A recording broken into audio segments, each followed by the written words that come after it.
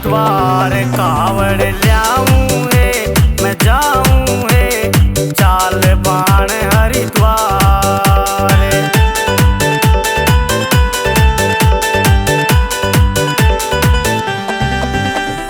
सुपने के मैं दिया दिखाई सुपने के मैं दिया दिखाई होगी मेरे मन की चाही होगी मेरे मन की चाही। गंगा मैं नाऊं है चाल बाण हरिद्वार कावड़ ल्याऊं है मैं जाऊं है चाल बाण हरिद्वार।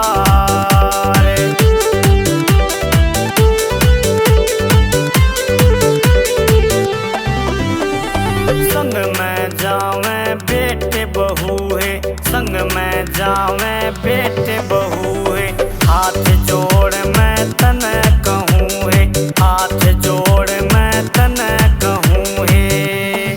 कर ले प्यारी है राम प्यारी है मत ना करिए वार कावड़ ल्याऊं है मैं जाऊं है चाल बाण हरिद्वार।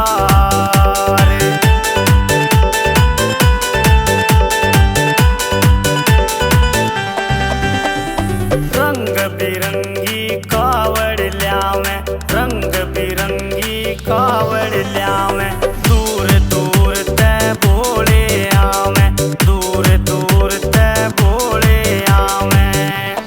डमरू वाला है मत वाला है उन्हें पूछे है संसार कावड़ ल्याऊं है मैं जाऊं है चाल बाण हरिद्वार।